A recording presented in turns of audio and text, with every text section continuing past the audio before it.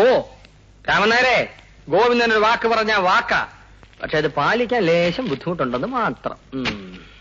പോയോ? വീണ്ടും വരും.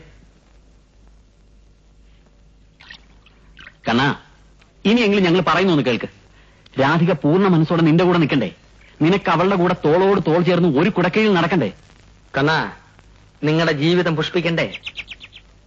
പറയടാ വേണമെന്ന്. എന്നാ ഞങ്ങൾ പറയുന്നതൊക്കെ. അവളുടെ മുമ്പിൽ നീ ഇപ്പൊ വെറും ഒരു സീറോയാ. Very big zero. അവൾ നോക്കുമ്പോ നീ വെറും ഒരു 10ാം ക്ലാസ്സുകാരൻ പ്യൂൺ. പണമില്ലാത്തവൻ, വിവരമില്ലാത്തവൻ, സൗന്ദര്യമില്ലാത്തവൻ. ഇങ്ങനെയൊക്കെ ആണെങ്കിലും അവളുടെ മനസ്സ് കവരാം, മുക്ര ഇടുവിക്കാം, ഇച്ഛ വരപ്പിക്കാം. എങ്ങനെ? അങ്ങോട്ട് ചോദിക്കേ. ഇങ്ങോട്ട് നോക്ക്. 17 വയസ്സുകാരി 70 വയസ്സുകാരനെ പ്രേമിച്ചിട്ടുണ്ട്. വെറും ഒരു കുഷ്ഠരോഗിയോട് പ്രേമം തോന്നിയ മദാമ്മ അവളുടെ എല്ലാ ഇട്ടെറിഞ്ഞ് അവന്റെ ജീവിത പങ്കാളിയായ സംഭവമുണ്ട്. ഞാൻ കുഷ്ഠരോഗി ആവണമെന്നാണോ? എന്നല്ല, ദിവ്യമായ പ്രേമത്തിന് ഒന്നും ഒരു വിലങ്ങുതടിയല്ല. പെണ്ണിന്റെ സ്നേഹം പിടിച്ചു പറ്റാൻ പഠിപ്പും പണവും സൗന്ദര്യവും ഒന്നും വേണ്ട.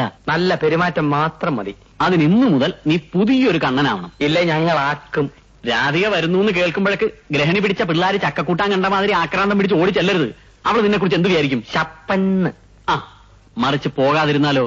കാത്തിരുന്ന് അവളുടെ കണ്ണ് കഴയ്ക്കും, മുഷിയും.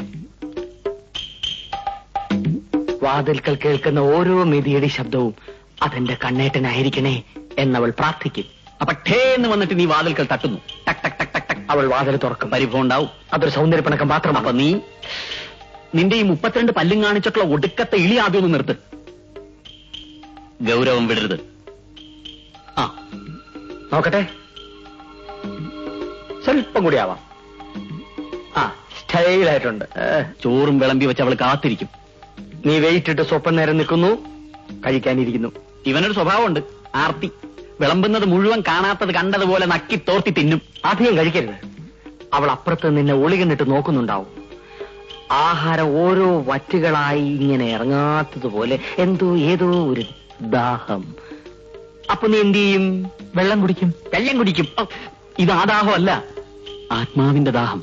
അതവൾ മനസ്സിലാക്കണം. നീ മുഴുവനും കഴിക്കാതെ എഴുന്നേൽക്കുന്നു, കൈ കഴുകുന്നു. അവൾക്കും ഒരാഗ്രഹം കാണും, ഭർത്താവിന്റെ ഉച്ചിഷ്ടം കഴിക്കാൻ. അധ്യായം 1 കഴിഞ്ഞു.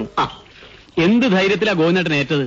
രാധി എന്ന തങ്ക വിഗ്രഹത്തെ അവൻ മനസ്സിൽ പ്രതിഷ്ഠിച്ചിരിക്കുകയല്ലേ. അത് അത്ര പെട്ടെന്ന് ഇളക്കി മാറ്റാൻ പറ്റുമോ? പ്രതിഷ്ഠ താനെ ഇളകിപ്പോയതല്ലേ. രാമൻ നായർ വലിയ പ്രതീക്ഷയില്ല. അയാളുടെ കാര്യം ആലോചിക്കുമ്പോ കഷ്ടം തോന്നുന്നു. അപ്പൊ കണ്ണനെ പറഞ്ഞു മനസ്സിലാക്കുന്ന കാര്യം ആലോചിക്കുമ്പോഴോ?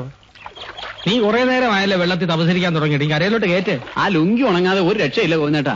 ലുങ്കി അലക്കണ ദിവസം ഷർട്ട് അലക്കാൻ പറ്റില്ല. രണ്ടും കൂടി അലക്കാൻ മുതലാവേയില്ല. ഒരു കഷ്ണം 501 സോപ്പ് കൊണ്ടാണ് ഞാൻ ഒരു മാസം കഴിച്ചു കൂട്ടുന്നത്. എന്നാണ് അതിന്റെ ദാരിദ്ര്യം തീരുക? ശരിയാ, ഞാനൊരു ദരിദ്രവാസിയല്ലേ.